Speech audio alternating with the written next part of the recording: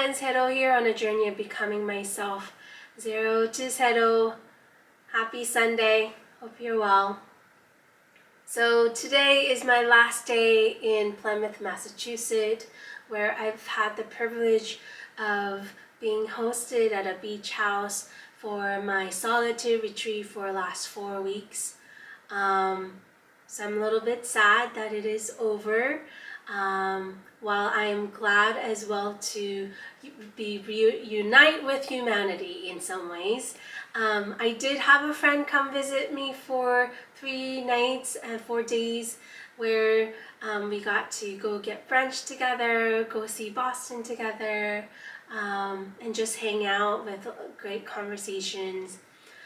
But right after that especially, so I had almost 3 weeks alone and a few days with her, and about a week on my own again. The first few days right after my friend left was when I felt most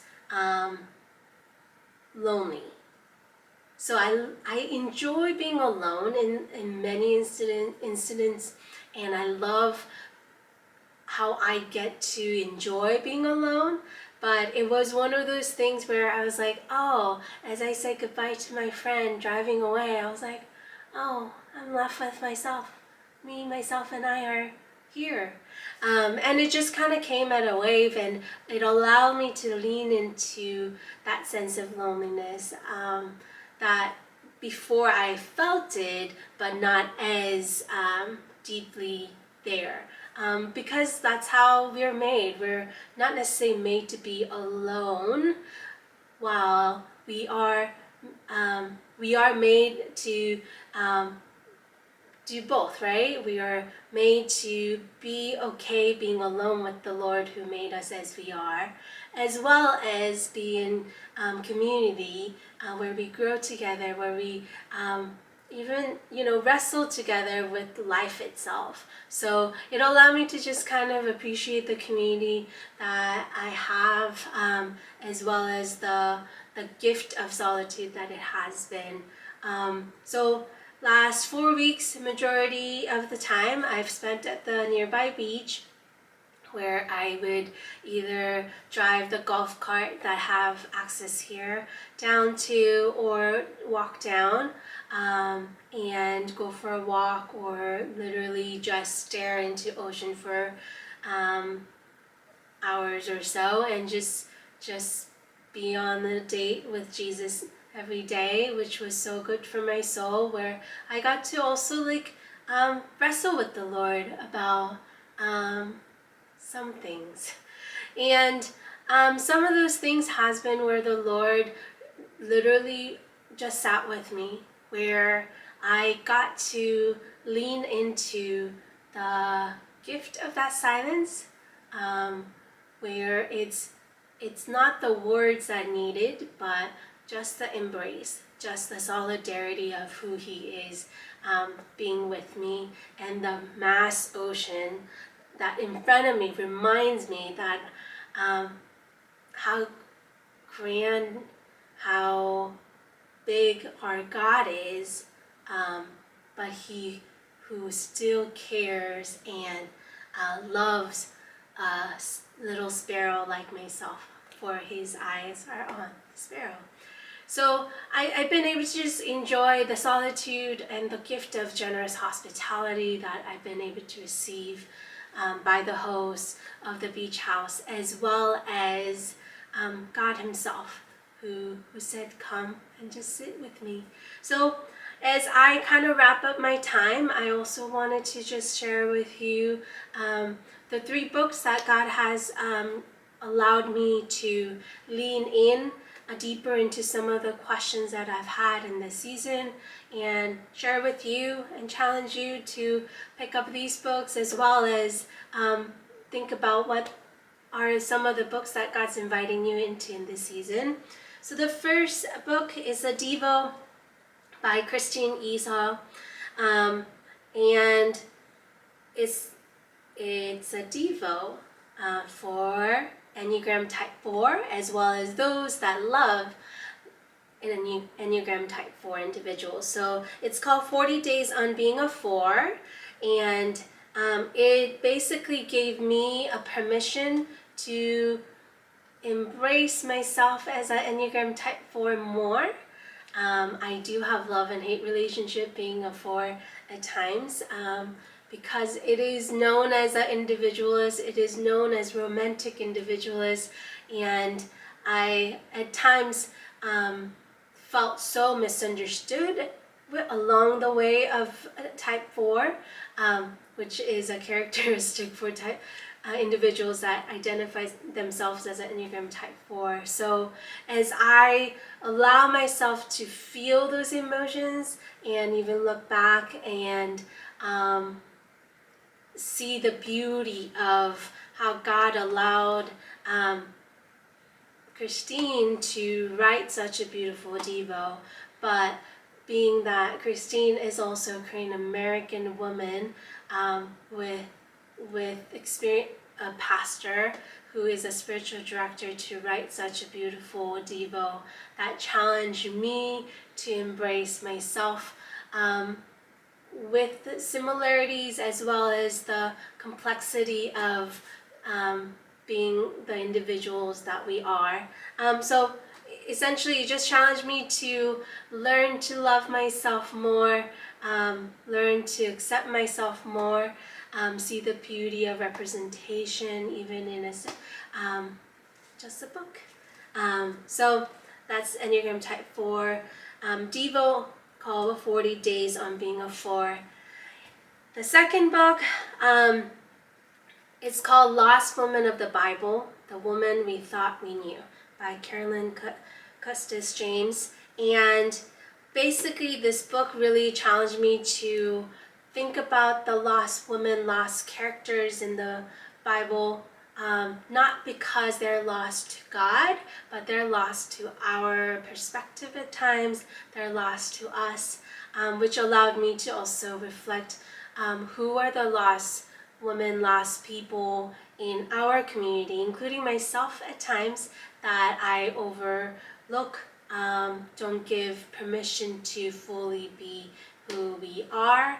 As a warrior, that's the phrase she used to not only talk about woman being Ezra the helper, but the helper that is strong, that the helper that is warrior-like.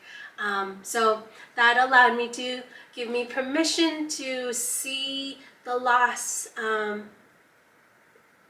woman as I am, as a warrior in ways. I hope that makes sense. And the third book, it's called Desiring God's Will, Aligning Our Hearts with the Heart of God. It's part of the trilogy of David Benner's series. The first one being Surrender to Love, second one being The Gift of Being Yourself, and the third, Desiring God's Will. And I answered my question that I had beginning of this solitude, along with how God was reminding me to be myself and give myself permission to be myself as a Azer warrior,